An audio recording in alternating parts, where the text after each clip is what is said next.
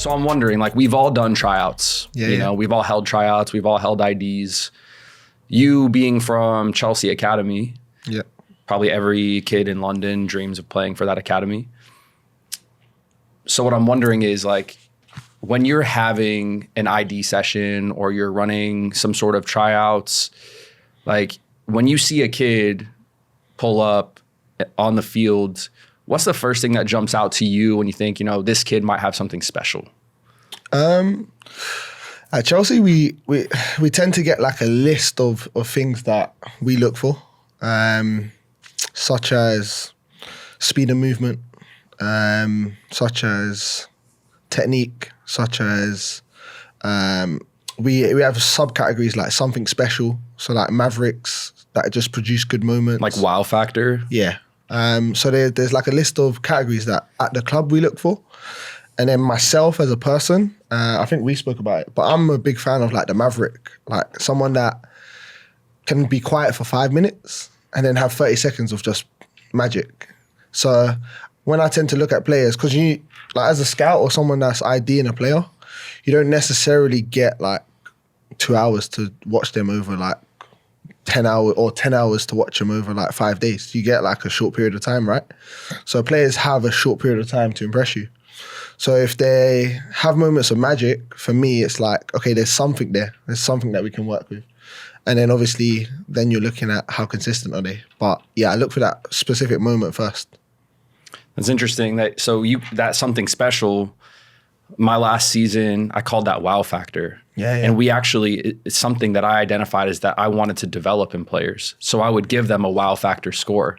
Okay. And I created a whole wow factor scale. That's sick. And so it was basically like, you have you might be a 10 out of 10 technically, which means you can receive on the back foot, make the next pass perfectly, but you didn't do anything spectacular that would necessarily say, you know, if you were to ever go pro, like, I want that dude's jersey. Yeah. You know what I'm saying? I feel like that's the wow factor. I think the way I see it with wow factor is like what gets people off of their seats, like bums off seats, like moments in games. And that doesn't necessarily mean it's a goal. Because obviously we all love football. Everyone wants to see goals, right? But like, it could be a skill. It could be how you beat a defender. It could be, I don't know, like a save that a keeper makes. Like, there's different types of wow factors, but it's just something special that makes you almost want to jump out your seat, right? That's huge. I totally agree, and I think you're right. It's position specific. Like, for me, like when I see a center back that has a lot of wow factor, it's a dude that really knows how to line someone up, like really knows how to create an angle, make an open field tackle that you just go, ooh, right? Yeah. Like Sergio Ramos, like had wow factor for days. But then that's your wow factor for a defender. But mine is like Van Dijk when he's like spraying 60 yards to Mo Salah. Or John Stones when he's doing bits inside the box. Do you get what I mean? So I think everyone's wow factor may be different, but in general, I think we can all appreciate those moments. Like we spoke about 3 different moments that a centre back can have. But if I saw what you said or what I said or what Sam said, I'm still going to be like, yeah, that was sick. Right. What is, so I guess on that, like what's wow factor for a center midfielder? For me, I look at a lot of like beating players with your receiving. So like, if you're getting pressed and people manage to like beat the press with one touch or play a pass around the corner that no one else really saw on the pitch. And yeah, they're probably the 2 main factors with a midfielder for me anyway. What about for you, Sam?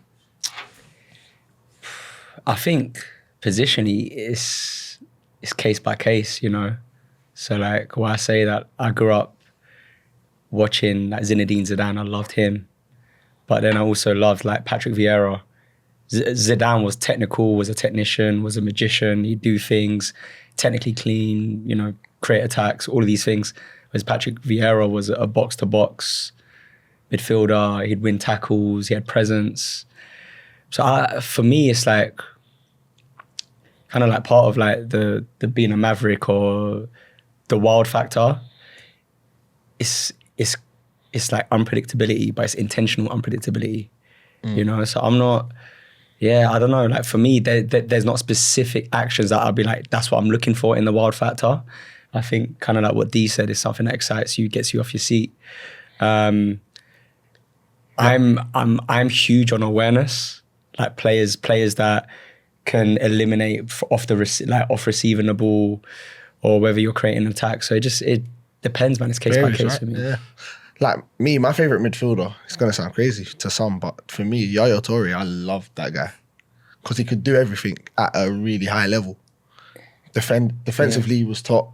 When he came to City, he started scoring really good goals, breaking through, like stepping in. Like there wasn't a thing that I watched him and went, you can't do.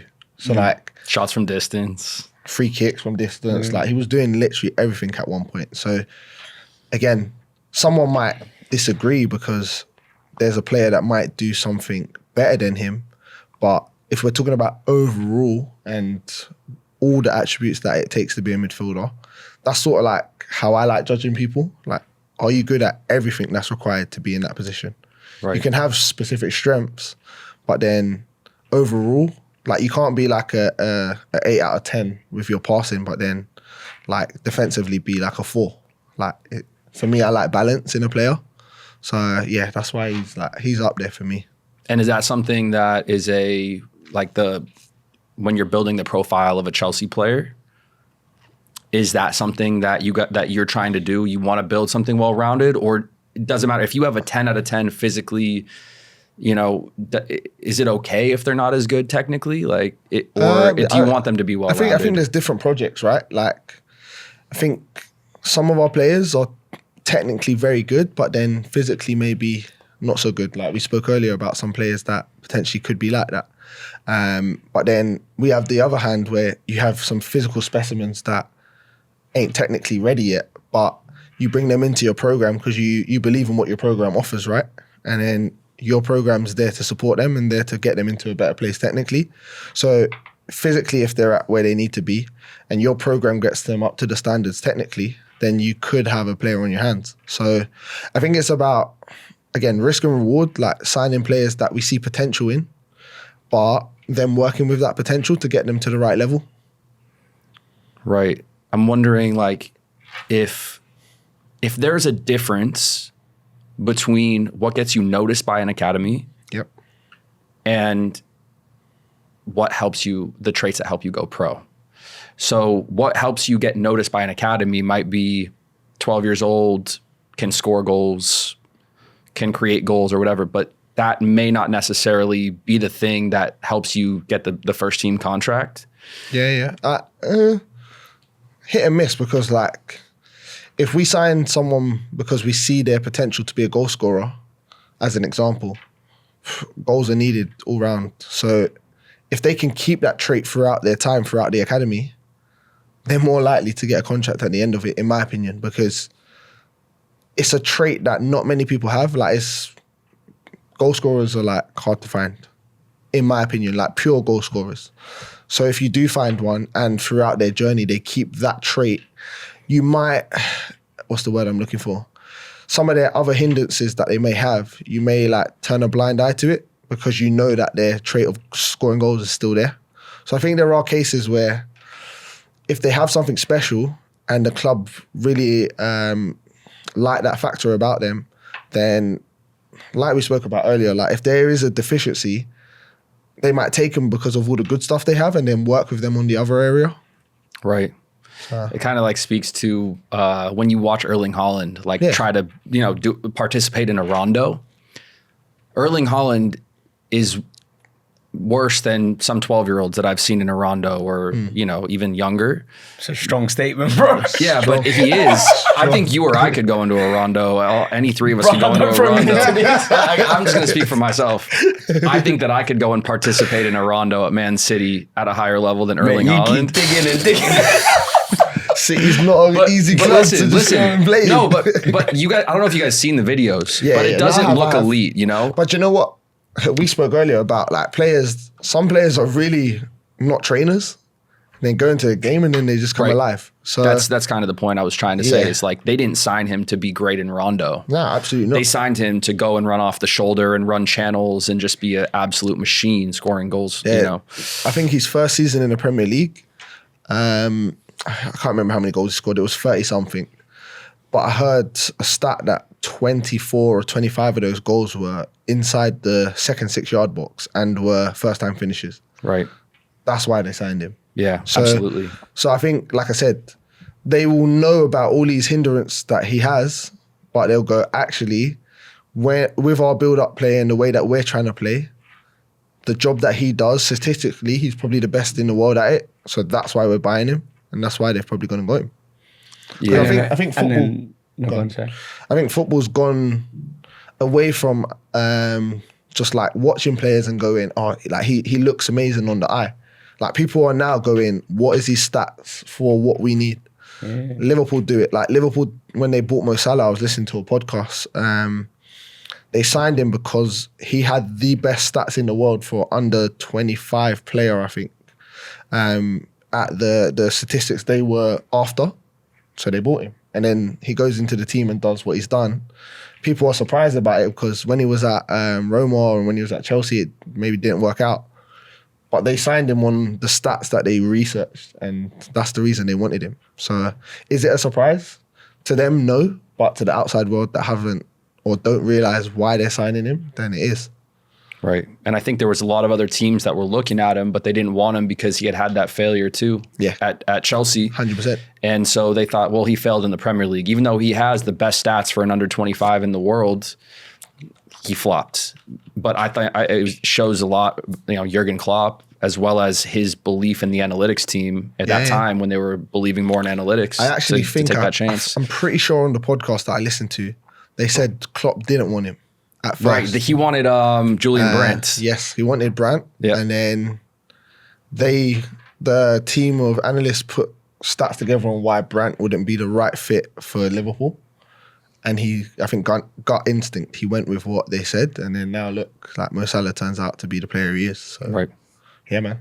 Yeah, it's wild. I mean, it's interesting, like the different profiles of players. And I think as coaches and as developers of like young talent, I think we try to like scout based on what, position, what kind of role that player is going to fill. But how many times have we seen... Wait, so you're saying that I work with a lot of youngsters. Right.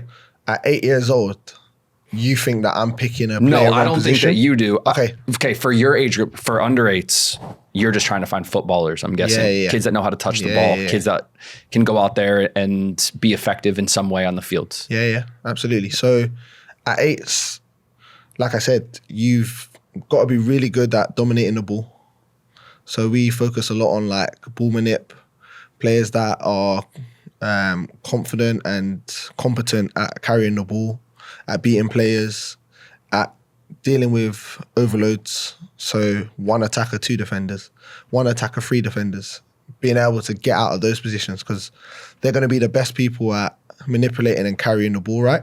So if we can get the best of those players at 8, when they get to 11, 12, and we're trying to now turn them into team players, because technically they're at a level above maybe some of the other boys that we looked at, we're hoping that it can transition across into the tactical side of the game a little bit easier because we don't have to worry so much about their technical ability at 12, 13. Right. I mean, we talked a little bit earlier and you did a presentation for the camp that Sam's running. Yeah. And I'm wondering, like, if you could kind of go over that again, like, as far as what the phases of the development are, like starting at when you scout them at under 8s and then how that goes forward. Yeah, so from 7 to 11's foundation phase, like I just said, it's a lot of ball manip, ball retention, being able to dribble, being able to beat players in tight areas, being able to handle overloads with the ball. Because we just want the best technical players in the country. So the main focus is around that and technical ability. As they transition from 11s to 12s, we then start to look at decision making. I would say it's a bit of tactics, but it's more decision making.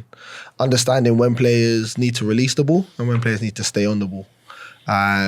Obviously, the game format starts to change. We go from 5v5, 7v7 into 9v9. So when you're in that 9v9 phase, you can't get the ball as a centre back and dribble through the whole team and go and score like you do in mini soccer, right? So it's about them understanding that, there's moments where you stay on, you beat players, you combine with your teammates to get it back, or you combine with your teammates because it's the best option. And that probably happens till about 14, so about 11 to 14. And then from like 14s up, you're looking at like 11v11 football and like real team tactics. So you need the best, the footballers that have the best football IQ, the best game intelligence, because you want to start building tactics that help you win games. So do players fall out in that transition?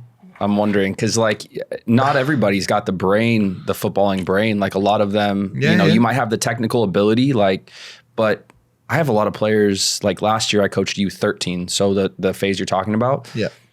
The kids that don't watch football or don't love football, I worry for them. Yeah. Because that technical ability or that physical gift that you had that kind of like made you a beast at the younger age groups, I don't know, because now you're talking about a phase where everyone's going to be technical. Everyone's going to be physically pretty gifted. What's going to separate is the mind at that point. So I think, over time, you're going to lose one or two players, whether it's from a game understanding point of view. Sometimes it's physical. Physically, the pitch gets bigger, right? If you don't grow at the right time, clubs don't give you time. Some clubs, I'm not a big fan of it, but some clubs do let players go on their physical state. And then again, some technically, if they're not technically where they need to be. And the club's program, like as an example, if you've been an under 9 at like a Cat 1 club in England, and by 15 or 14, your technical ability is still not where the club want you to be. They've invested like 4, 5, 6 years into you, and they haven't been able to get you up to the standard. So it could be a case of like, one, retaining and the coachability side of it.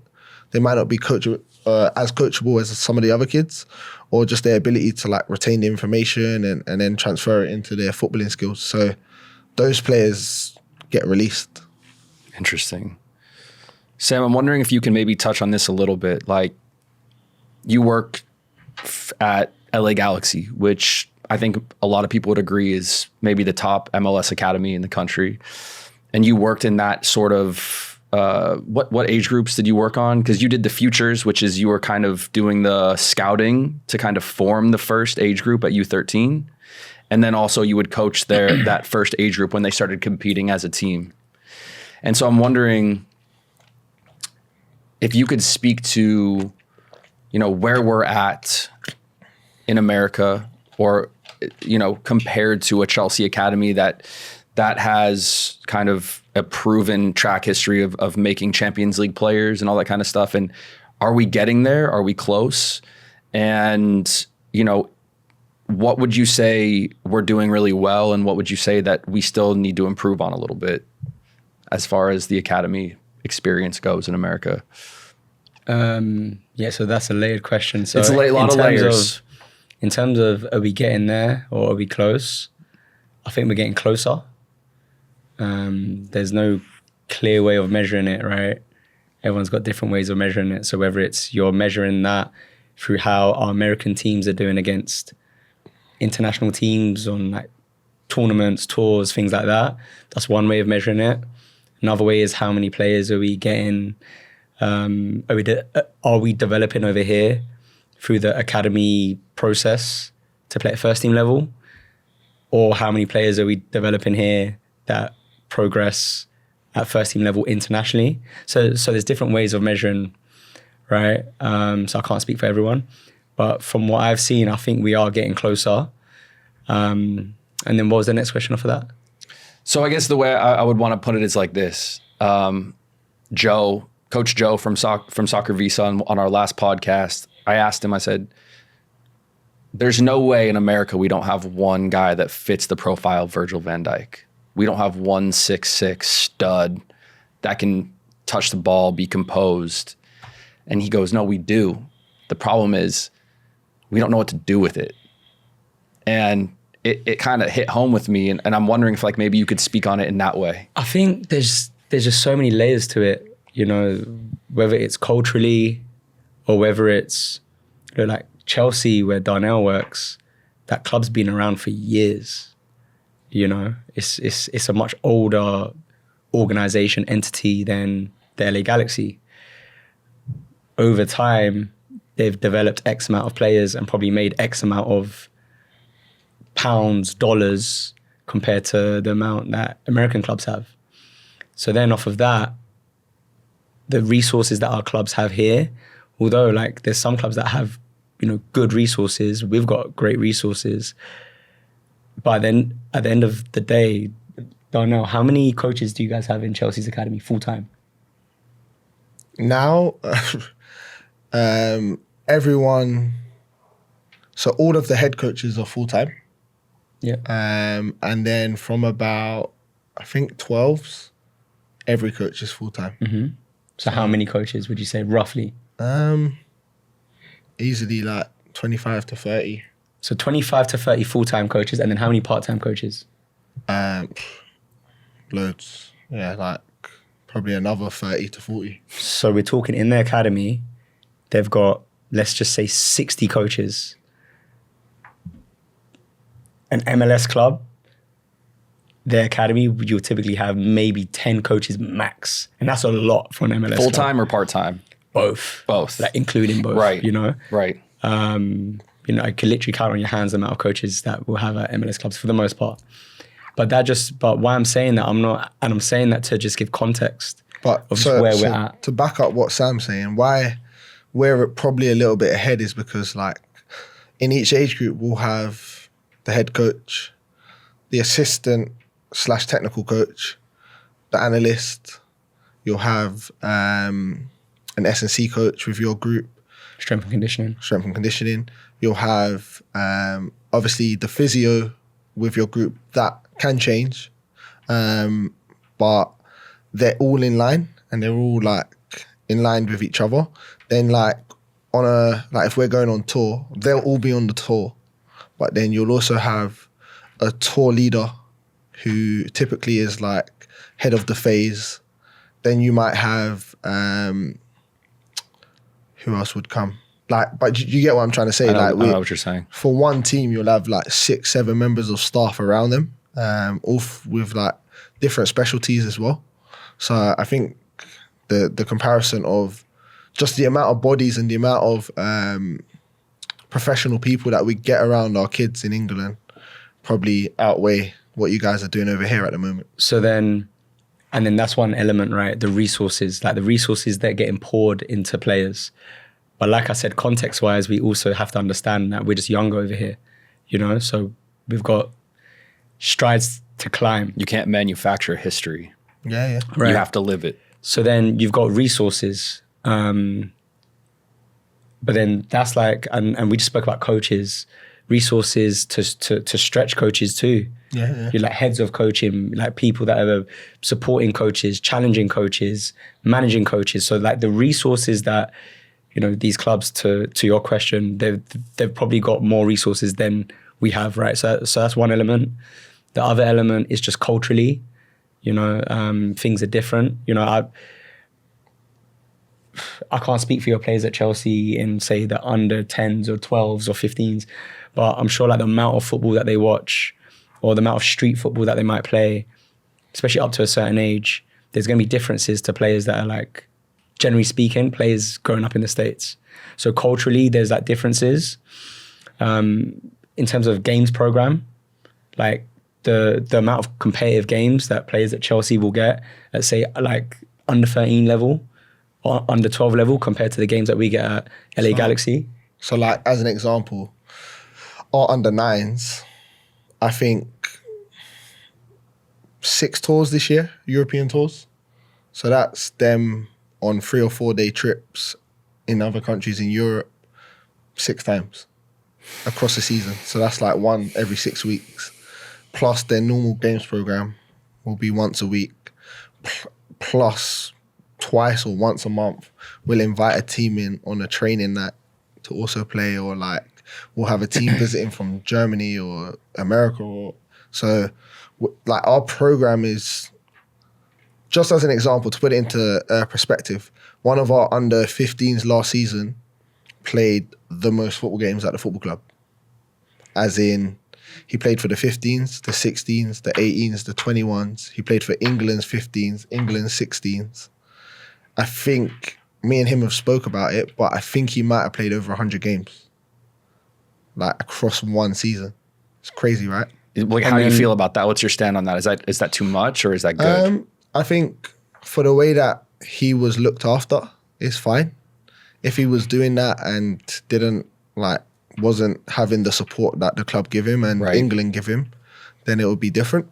Right. But every game he's played, and like medical staff always looking over him. SNC coaches are always around him. They take all of his readings and they put it into that's not my thing in it, but there is someone doing that for each kid to know how much they've done, how much they should be doing, when they need to offload, all of that sort of stuff. So we're definitely behind in all of those categories. Yeah. And then off of what Darnell was saying, so, up to a certain age, these players have had X amount of international experiences. I remember being at a tournament, this was a few years ago, and we're at a tournament, there was, shall I say the club or just say a Cat 1 club? What do you reckon? Up to you. Not really. So we're at this tournament, Man City's under 12s are there, and we're there with LA Galaxy. You got clubs from around the world. And it was interesting because for our group, under 12s, it was their first time experience, right? Traveling, leaving home as a team, being away from LA. And we were staying at this place where all the teams were staying on this resort. So we spoke with our players about, being behaved and being responsible, et cetera, et cetera. And I remember seeing and I was chatting with the staff at Man City at the time. And, boys will be boys, 10, 11, 12-year-olds, they just want to have a good time, they're kids, right? But I remember chatting with the Man City staff and just how mature their players were when they were walking around the building. But they were still they were still having banter with each other, messing around at the right times, but they were doing it when maybe people weren't looking, or they were doing it at the right moments. Yeah. Whereas our boys would do stuff naively at times. And it was just that level of maturity. I'm not saying that all our boys are immature. I'm not saying that, but I do think the more you travel, the more international experience you get, just in general in life, you can develop more maturity. That group that you're speaking about at City at 12s had probably been on at least 40 to 45 tours by that point. So they know how to, they know the rules. They know how they should be walking around buildings. They know that they're representing the club. They've done that talk so many times that the coaches now don't even have to do it. It's similar for us. But how can we replicate that in America? Because you guys have, a train ride away or a bus ride away. You have Germany, Spain. It's all right there. There's no black or white answer. Hence why no one's got the solution. Right. And probably people never will. But you have to understand, you have to have your philosophy, you have to have your beliefs, you have to have your processes. And I think in order to kind of catch up, like I said, I don't think there's no black or white answer. But you have to understand development, understand pathways, understand human beings, and then be forward thinking, creative, innovative, intentional with how you're going to try and figure this piece out, because America's huge, right? To be fair, you got clubs like Philadelphia Union. From what I've seen, and I'm on the outside looking in, they do a great job. They find creative ways to stretch players, find creative ways to have international events, and I think there's ways to do it. But that was going to be my point. You're talking about traveling could be a factor that probably affects that because America's so big, right? Well, why don't, again, money prohibited, but you create your own tournaments and invite these teams 3 times a year. So the first tour, you might get a Chelsea, a Barcelona, a PSG, all of these top clubs and Ajax. Then the second time round, you get an Arsenal, a Borussia Dortmund, a Real Madrid. So you're not playing the same team, but you're playing the same level of team from Europe every single time. You do that 4 times a year, along with playing your program that you already do, and I'm pretty sure you start to, you're more likely to be able to see a difference in the levels of where your players are at, because now you're playing against top talent more often. So I think, like you said, it's just about being creative with ways to get your players in front of the best players in the world. I've suggested several times that we should have an event in LA where we get the best talent here. By the way, everyone wants to come to LA. I personally don't understand why there still isn't an event here. I know there's entities that do stuff like there's like surf sports, have Club America Cup, there's Man City. But that's Cup, mostly Mexican teams and top American teams. Yeah, which is great. It's great, yeah. Some Brazilian, Palmeiras was there last year. But my point is, I don't understand why like we can't have an event here where you are getting like a Chelsea or Real Madrid or a Dortmund or a Mexican club, an Argentinian club, a Brazilian club, but just be very creative and intentional in how we're creating that event so it's financially sustainable, it works for people, works for the clubs. But ultimately the point of it would just be creating experiences for our players to stretch themselves and just see where we're at. Yeah. So I do think there's ways and solutions, but to my original point, it's not black or white. Right. You have to be forward thinking, you have to be creative, you have to be intentional. From my perspective, we had a team from the club that I was previously at go to MIC and make it to the semifinal. MIC Cup in Spain. Yeah. They ran into an insanely good Barcelona team in the semifinal, but it was Barcelona, Real Madrid, and I think Manchester United was in the Final Four. Yeah. And from what I saw is that technically American players up until about 13, 14 years old are just the same as every other player profile that I've seen in the world. What do you mean by that? I mean, technically, we're just as good. Like, we can play football just as good. Like, do you think? By touching the ball. Where I think we drop the ball is at 14 years old when tactics become incredibly important. I think that is where we fade off. And I think the biggest thing that I noticed, first touch. When I was in Spain, every Spanish player went somewhere tactically efficient, I'll say, with their first touch. You couldn't get near them because they already knew where they were going to go. Whereas what I noticed with American players is that they touch the ball, they receive it, then they figure out what they're going to do with it. And that split second was the difference between winning and losing games at that level. Does that, though, come down to environment and those Spanish players playing in high-pressured environments more often? So, like, I think if you watch them at the first game of the season against the top club, they probably don't react like that. But I think over the course of the season, playing in so many high-level games, confidence level goes up, right, with their ability on the ball. And then they're now in scenarios where they're like, actually, they have the confidence to do those things that you're speaking about. So sometimes I think it's just repetition of being in high-pressured scenarios, which help players to become the player that they are. Like, I think some of the players that I've coached don't do certain things, but it comes down to confidence, right? Like you probably, it's like a boxer. Like, some boxers are really good in the gym and then the bright lights come on and then they're not the same.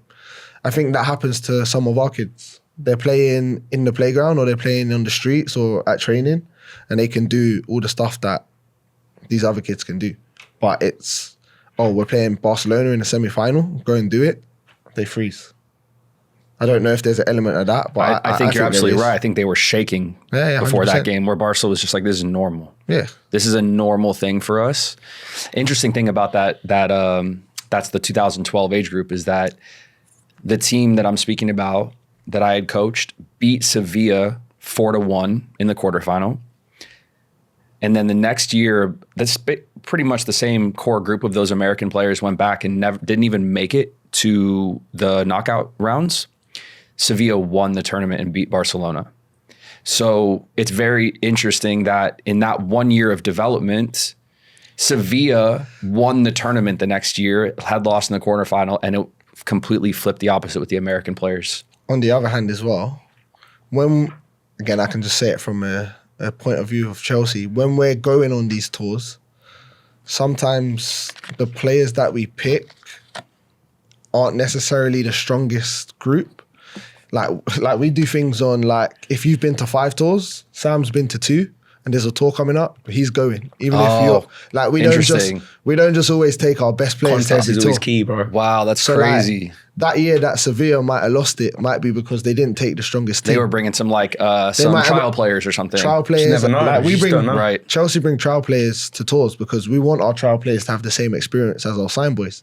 Interesting. But you'll never know they're a trial player because they have the kit. Like, we give them all the kit. We do this, we do that. So that context is key, right? So that year that you're talking about getting to the quarters could have been a year, like, as an example, if we're going to a 2014 tournament, but when we look at the teams that are there, we're like, yeah, we can bring our 2015s to that.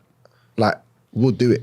Right. Because then it pushes our 2015s. Right. You turn up at the tournament thinking you're playing against our 2014s and you've done what? And this isn't to, like, have a go at the Americans, but, like, that is the case with us. We won't always bring the right age group. Sometimes you get boys that are 2 years below playing in that tournament because it's a great opportunity for you to go and test yourself and gain experience. So, like, yeah. I think that's part of why earlier. Does Galaxy do that too? What? Does Galaxy do that too? Do you guys bring younger players to tournaments like that? Like if you say, if some grassroots team beats a Galaxy team. At tournaments or? Yeah, it just depends. Again, it's case by case. We probably don't do it nowhere near the extent that, like, Chelsea will do it, just probably because of the pool of players and the depth of players that they have. Right. But yeah, I mean, you know, we just had a group go to France a couple months ago. It was our under 17s, but we had players that were with our second team that didn't go, that could have gone. Do you know what I'm saying? Like, so we did similar. We went on a tour to, I don't remember where it was, but let's say it was I'm trying to think what age it would have been. It would have been a 2014 competition. We took a mixed 15-16s group. Right. So for context, our boys knew going out that they're 18 months to 2 years younger than the boys they're going to be playing against. But we thought it was a great opportunity for that group to go and get an experience. Mm-hmm. So it's part of why earlier I said, like, when you asked me, are we getting closer? It depends on how you measure it. And there's no definitive way, in my opinion, of how you measure it. You know, because if you're measuring it on results, well, you don't know what the context is. So right. I wouldn't say results. I would say, well, at least not results on the youth academy level. I would say results. I think that the national team is a good reflection of what a country is doing in their academies. Yes or no. I mean, that's... I don't think the national team is, like, the definitive answer to how a country's developing players. True. It is hard. In a way. It's hard. It's hard, you know. It's hard because you've seen countries. You've seen countries that have a manager and don't do so well, change the management group, same crop of players, and then they start doing them. Well, there's that. But then, for example, Brazil, like we all know, like, Brazil as a country developed ballers, right? But the Brazilian national team for a few years hasn't done it, like, excellently well. Right. But bro, they develop ballers every year. So what? Brazil's not developing ballers because the national team's not doing well? No chance. I also think Brazilians, like, I don't know how I want to put this, but what I'm saying is their academies are more individually driven. Is that what you're saying? Correct. Like, what I'm saying is, at the other end of it, when you have a player that's beginning at a Palmeiras academy, and at the end of it, they want to play in England, or they want to play. That's pretty much every player's Estevao. goal right now is, exactly. Estevao, like, he's going to go play at Chelsea. You know, I worked with some Brazilians last year, and they just said, like, if you're a Brazilian and you're playing in the Premier League, but you're not playing for Chelsea or Man City, they're like, what do you do? Yeah, you're whack. Yeah, you got to play. They don't care if you're playing for Southampton or Wolves, and you're like, even if you're like 9th in the Premier League that year, they're like, bro, if you're a top Brazilian player, you need to be playing for Real Madrid or Barcelona or Manchester United, Chelsea, that's Liverpool, City. that they've set. That's crazy. Imagine if that was, why can't America like flip the script and start thinking in that way? Like if we're not developing players that are playing in the top 6 clubs in England or the, top 4 teams in Spain, like, then we failed. Like, why can't we just start thinking like that? Like, change the expectation in a way. Like right now, I think we have a celebration if a player is playing at all in Europe. I think it's step by step and it's building blocks. Right. Like we can't go like in the past, and I don't know statistically, but when there were Americans in the Premier League, that was, a positive, right? It's like a good achievement. Good first step. Now you're getting more Americans in the Champions League, right? Great. Next step. And then like, I don't think we can like just expect, like this, more and more Americans playing at the highest level. I think it's step by step. The biggest thing with the culture change happening is you don't have enough coaches in this country that are good enough to develop players to the level of a Chelsea or Barcelona so that side has to pick up a lot more first. It's like trying to graduate uni without a lecturer. Like you need someone to give you the source, give you the information. So until the coaching in this country goes up, you can't expect the level of player to go up, right? So I think when that happens, you'll see it work hand in hand. Coaches get better, players start to get better. Then because the players are getting better, more players start to get better. And then it's like it just grows, right? I have a question for you on that, because I agree. Yeah. Firstly, what makes you say that about the coaches in this country need to improve? But I haven't seen much with my own eyes. Obviously, I've been with you guys this week coaching. But from what I see, whether it's through social media, whether it's like on YouTube, like whatever I've seen of the American football scene, I'm like, you're doing stuff that like what a coach in England that probably isn't even like one of the top rated coaches are doing, but that guy's meant to be like one of your top coaches, but he wouldn't compare to like an average coach in England. Like in my opinion, it's just like from what I see and then what I know of our coaches, I can only go off of our coaches, right? Because I haven't seen enough of you guys. But then, and listen, I've got little context. Like I said, I've not been out in America or gone and watched loads of coaching sessions and stuff like that. No, I agree with you. I just wanted to know specifically what came to your mind. Like when you say that, like, but no, I agree with you. 100%. I don't have like a specific scenario. No, because I've got thoughts on this. Yeah. But I'm just curious on your thoughts. I'd be curious to hear what you've got to say on it, because you've worked here for a long time now, so you would have seen a lot more coaches than me. But I just think that when that market grows of coaches, players will grow. When the players grow, it means the bar's set higher. It means the ones that are at the top of that bar are going to push the ones that are like average to like semi decent to go up. And then over a 10-year period, if the coaches are getting better, you'll see the players getting better, but you'll see more players coming out of the cracks. You'll start to see people that end up playing like mid-level college football over here, which is obviously like our version of rugby, like American football. Like they might start going, bin that off. I don't want to do that. I want to go and play football because the culture, the scene's grown. But right now, I think that when a kid over here has an option of playing a sport, soccer's not the one that they go to.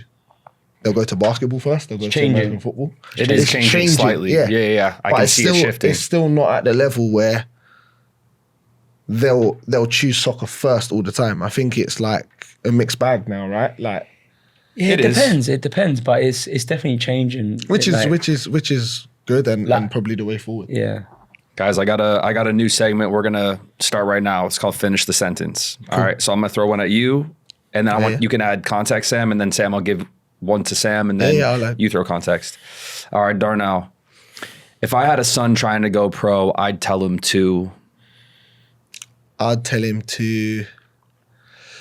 work his hardest, enjoy the game, and just put in as much effort as he wants out of it. So if you know that that's the dream you want, then make sure that no one in your vicinity is doing more than you. And then when you think you're doing enough, do more. Like, I'll just keep raving the message on about how hard it's going to be to get there. Because I think, like, I'm a realist. I tell kids the likelihood is you're not going to make it, because I want them to know that actually, if I really want this, I'm going to have to push harder. I'm going to have to prove people wrong. I'm going to have to do more than that kid there or that kid there, because the likelihood is I've been told I'm not going to make it, right? So I think it just gives you an extra buzz to want to go and achieve something. So yeah, that would be my thing. I think that's a pretty dope answer. I love that. All right, next one is, the hardest part about making it isn't talent, it's... The hardest part about making it is not talent. It's... Don't worry, you can phone a friend if you want. No, do you know what? Because I'm thinking about it, like, it's easy to say the challenges are the hardest part or the setbacks, but sometimes they're like the most beautiful parts of the process. So that's why I'm trying to think about... For me, I would say the sacrifice. And when I say the sacrifice, I mean like the hours that you're going to have to put in, which means you're not going to go to that party. You're not going to that birthday. So that's along the lines of what I was thinking. You're going like, yeah. So there's so much sacrifice that comes with being a top level player that from childhood, really, you miss out on the fun stuff, the stuff that maybe other kids are doing, because you know that if you want this dream, you have to take a sacrifice. And it's so hard to take that sacrifice when you got someone like me telling you it's unrealistic you're going to be a footballer. So it's a powerful message to try and get kids to understand that you need to sacrifice, but that sacrifice may not lead to anything. On the sacrifice, so what I would say is loneliness. So that's a sacrifice too, but like sometimes you're leaving home at a young age. Yep. And we've discussed this today. Sometimes you're moving to another country at a young age. I did both. You know, I left home at 16. I left London at 16 to sign for Cardiff City. I moved to the US at 18. I've been living away from my family since, you know? So, and then through that and just through life, like you're going to go through ebbs and flows. You're going to go through ups and downs, and going through like those moments by yourself a lot of the time. And you're going to have support and stuff, but you're there by yourself. That's hard. And I think as a footballer, that is an element that people typically won't really think about or give acknowledgement towards. That's brilliant. I love both those answers. Sorry, it took me a while to think. No, it's perfect. The next one, the difference between going pro and almost going pro is... Again, I think it comes down to how much you put into it and the sacrifice you're willing to make. I think I told a story yesterday with Sam that I think would be good to share. Like, so when we was in school, me and Sam went to the same school, but I had a friend that now plays for Liverpool, Joe Gomez, the centre-back / right-back, plays for England, been at the club, longest serving player at Liverpool. And when we were younger, we used to go to the gym when we was like 14. Every single morning, I'd meet him at 6:30 and would go to the gym in our school. One of our teachers would especially come in to open it because he knew that, like, we just asked him every day, can we go gym, sir? Can we go gym? And he would just come in and open it. Anyway, 6:30 to about, no, I lied. So we get into school for 7. 7 o'clock till 7:45, would go to the gym, like the actual gym. 7:45 till 8:30 would go in the sports hall and would just like work on some bits, like technical bits. Other players would start coming at that time, so we'll play like 5-0s in the morning before school. Naturally, if we didn't have training after school that day, I would think, do you know what? I've done enough for today. I did my extras in the morning. And I would like then go to the local park with all our friends, the water fights, whatever the popping thing to do was. He would never come. Never. He would go to like our local leisure centre. He would go and do another gym session or yoga session or go swimming or do something that's just beneficial for his football. And at the time, it was a big sacrifice because you've got all your friends telling you, oh, you're boring. Why'd you never come out? Why don't you do this? Why don't you do that? And credit to him because he never once felt the peer pressure and gave in. He just continued to do what he was doing. And now when we're the age that we are and we're talking about why did he make it and why did others not, like it's not luck that he made it. Like he chose, I don't know what made him choose that path, but he chose from a young age to sacrifice friends, motives, relationships. Like he did nothing other than eat, sleep and drink what he wanted to do when he was older, which was football. Which was football. And now he's living a dream that we all wish we had, but it was through hard work. It was through sacrifice. He now has won the Champions League, the Premier League twice. He's played for England.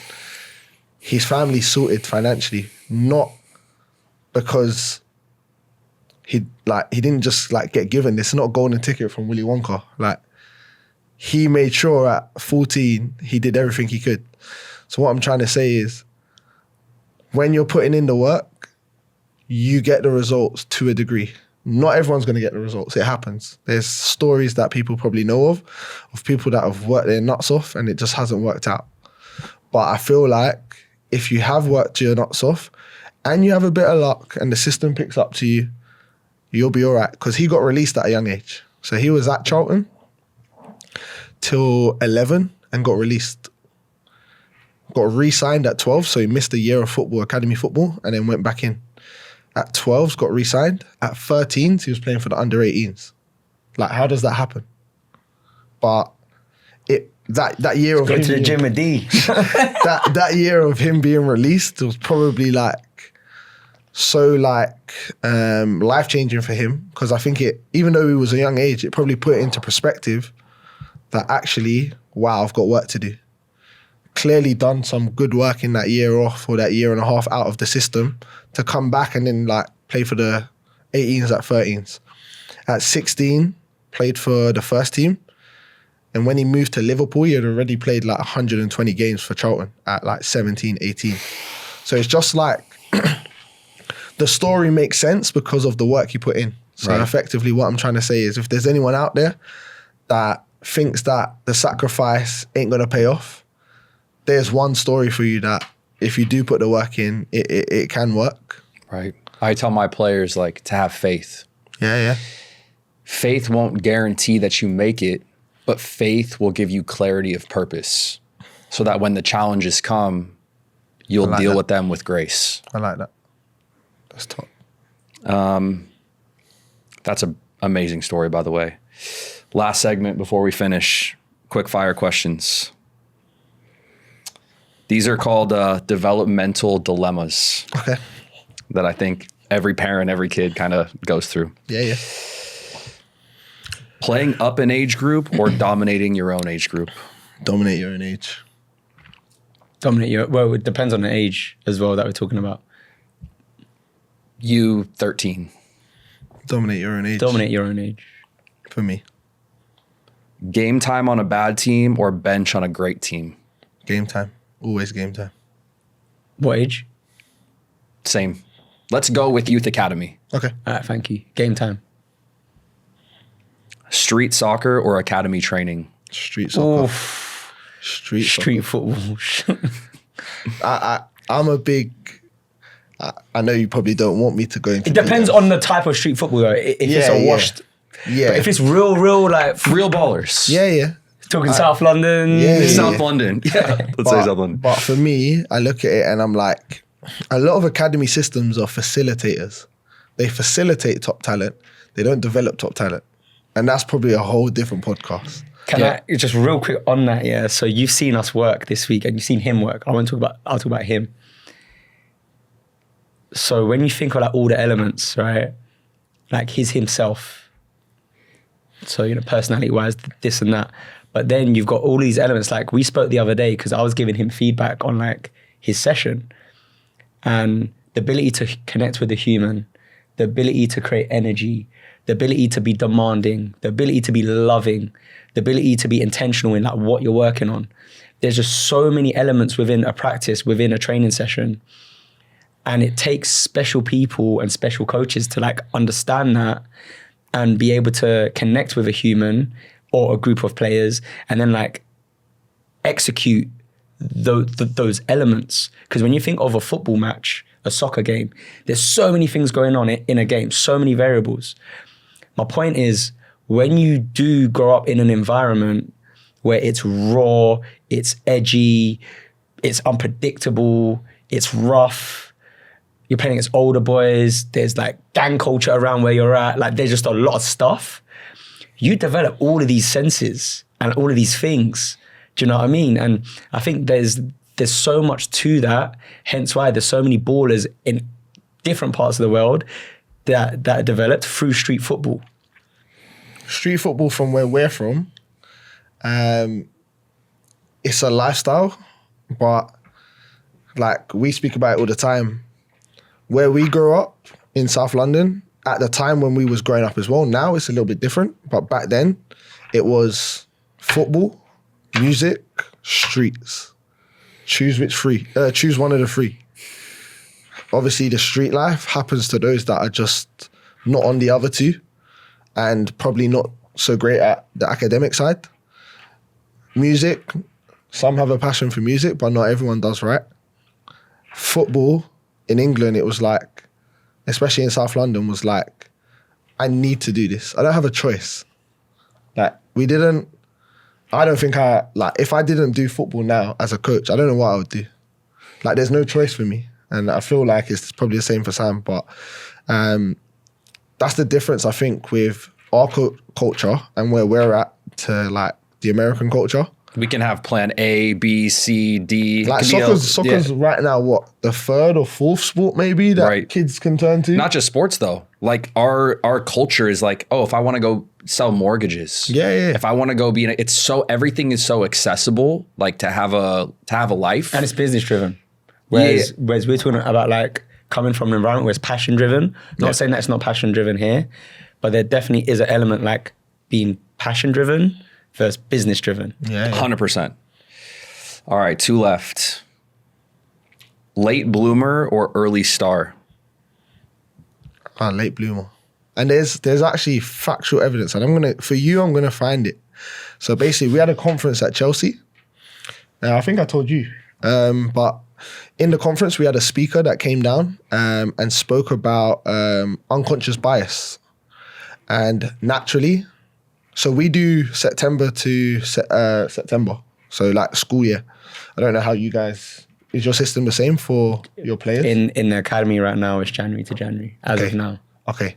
So we do September to September. So the early birthdays, anyone born from September to December are more likely at a younger age, under 8, 7s, to get signed. Because they're bigger. Bigger, stronger, physically more developed. But if your birthday's in August that year, they have 9 months development over you. If you're 8 years old, 9 months is like 10% of your life, right? Close to. So imagine, so the stat is that at a younger age, the Q1s we call them, September to December, are more likely to get signed. But if the Q3s and 4s do get signed, they're more likely to make it at the top end. It's crazy. I can't remember the exact number, but it's a high percentage. And then when he was speaking, they're more likely to make it because in the younger age groups, we speak about the early developers because they are the most intelligent. They are physically bigger. They are stronger. They're quicker. They're all of these things that if you're a coach that's not about development and you're about winning, you love, like, because you want to win the game, right?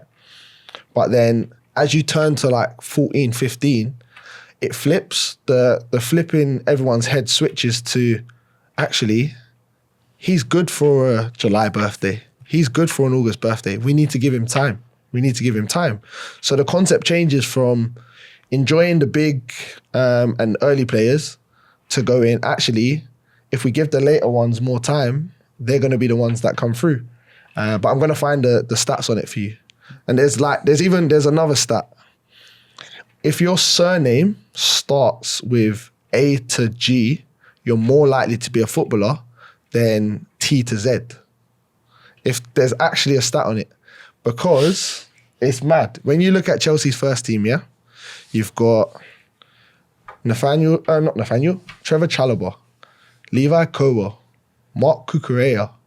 You've got Moises Caicedo. And there's a lot more. Hold on, but Arsenal, we got Saka, Rice. But I'm saying as a Partey. percentage, Okay. a lot of footballers' names begin with A to F or A to G, something like that. And it's the unconscious bias of just the way the alphabet is. That's crazy. If you're marking a paper in a school exam, we could all do, there could be 30 of us in this room right now. Eric Capone.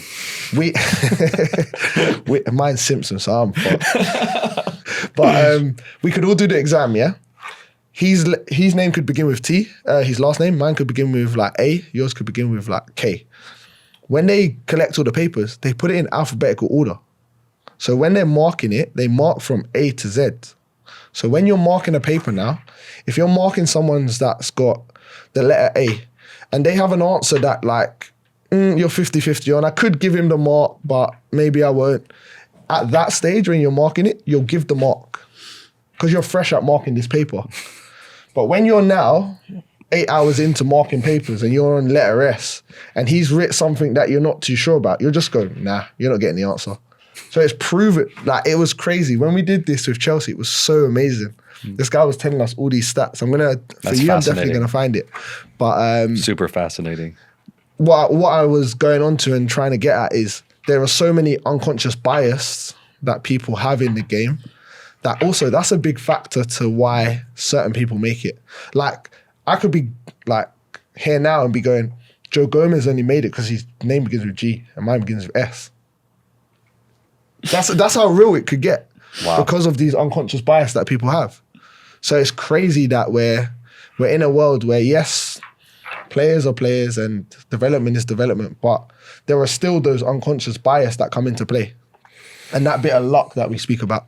I see that all the time at the age group that I coach is they want the big kids to win games. And now in America, pay-to-play system, now we can retain the players. We can maintain our cushy lifestyle as a club director or whatever. Pro mindset at 12 or pro touch at 12? What do you mean? Professional mindset at 12 years old or professional technical touch? Technical touch at 12. That's hard though, because I don't even say I don't know if I want a 12-year-old to just, they have to be driven. They have to have be on a relentless pursuit, but you still want them to be a kid. They're 12. They're 11, 12 years old. I would say pro touch. Touch, yeah. Because the mindset thing at the age that we're speaking about, like you said, you want them to have an element of still being a kid. And if you get that mindset too early, do you, as you get to the top level, start to derail? Because you've done it for so long already. Burn out. That you burn out. Do you know what I mean? And then what type of person are you to your family, people around you? Do you know what I mean? So I think we're all in this room are good energy. So you would prefer to see a good person than a good footballer and a crap person. Who you are matters more than what you do. Yeah, absolutely. Absolutely. Good question, though. I like that one. That's it, guys. Sick, Thanks man. so much for coming on the pod, Thank man. you, brother. I appreciate you guys. Thanks for having us.